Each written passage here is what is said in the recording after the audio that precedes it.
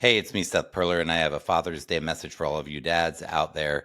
I want to wish you a happy Father's Day, and I have a couple of thoughts to go along with this. First of all, most of the people watching are going to be moms, grandmas, aunts, uncles, grandfathers, and not the dads, because most of the people who follow me are moms in general and teachers. So if you have a dad in your life, please share this video with them if you think they'd like it.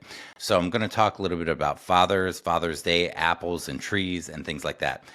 I want to wish you a happy Father's Day from the bottom of my heart, all of you fathers out there. We appreciate you so much. Father's Day started in Spokane, Washington in 1910. So it's now a national holiday. And I want to tell you that from my personal message to you, is I honor you and celebrate you and all the good that you do in the world and for your families and for your communities and the impact and the influence that you've had. There are two things that I've learned absolutely positively 100% after 25 plus years of working with families. That here is what I've learned. The number one thing that I've learned about fatherhood and about fathers working with their kids that I've heard from so many kids, and I am talking all the way from little kids all the way up through graduate school, like the whole gamut, is that kids want time with their dads. That is what they say over and over and over. Even kids that are teenagers that seem super angsty and super like they're struggling with stuff and super angry at the world, when they really get honest, they say the same thing. I want dad time. I want more time with my dad. I want to spend time with my dad. I want quality time with my dad. So that's one of the two things that I've learned. The second thing I want to share with you that I've learned about is apples and trees. When we're working with kids, I work with kids with executive function challenges, a lot of kids with ADHD and neurodivergent, outside the box thinkers. And the apple doesn't fall far from the tree, usually. So the apple often doesn't fall far from the tree, and oftentimes our kids are mirrors of us, and we are so similar to them. And the other thing is that sometimes the apple does fall far from the tree, where your way that you process, feel, think, how your brain works in this world can be very different from your child's, can be completely opposite. And my story is similar to that because I was adopted. So obviously I'm going to be very different from my father just by nature of that one thing. But what I've learned that really matters, it doesn't matter if the apple falls far from the tree or not, is this one thing.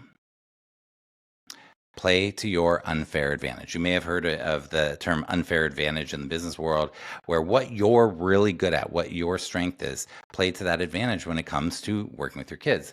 And I've had so many parents over the years that say, well, I struggle with executive function too. How am I supposed to help my kid if I struggle with this stuff too? The fact is that if that's you, you have learned so many compensatory strategies over the years that you can help guide your kids to make their own compensatory strategies.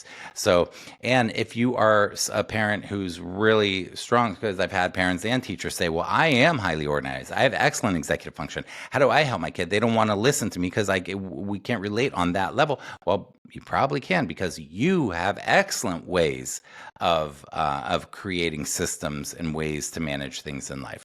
So it doesn't matter. Just play to whatever your unfair advantages are in life and use those things that make you such an amazing human being to give those to your kid. You don't have to be everything. Your kids really just play. They want time with them and play to your unfair advantage. So they really just need time with you and just do your best to play to your unfair advantage. So as I said, and those are the two things I wanted to share.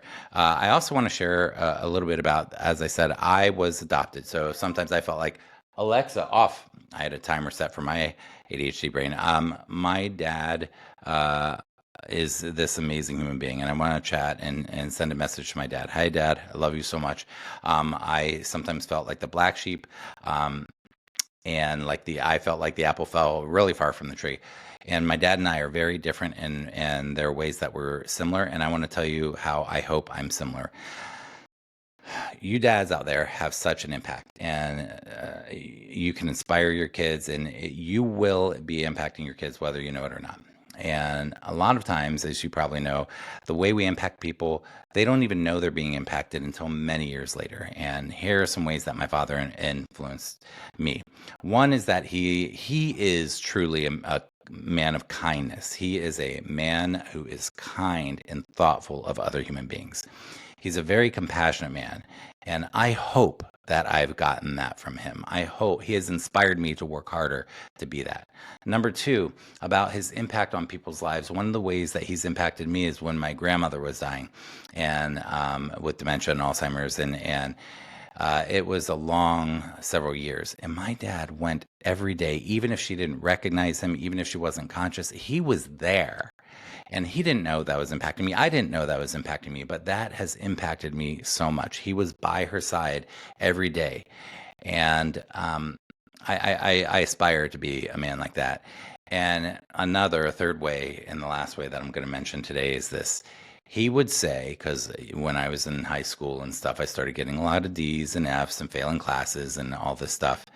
And I was struggling so much to manage life at that age. And he would say, "You're not your grades." To this day, I remember that. And I understand so much more about what it means to identify with your thoughts and identification and how that works psychologically. But at the time, I had no idea. But he would say, "You're not your grades." In other words, don't identify with your grades. Your grades do not reflect your worth or your value. Okay.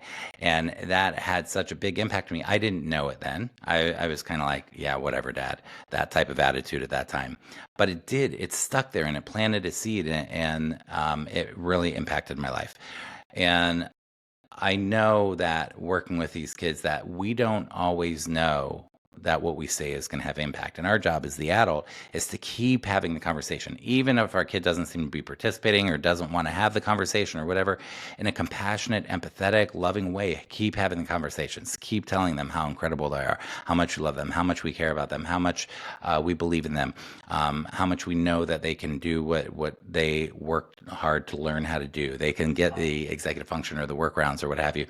Keep having the conversations. Keep having the conversations. Keep having the conversations. My name is Seth Perler, SethPerler.com. If you like my work, share it around. You can leave a message in the comments if you want. What are your thoughts after hearing this?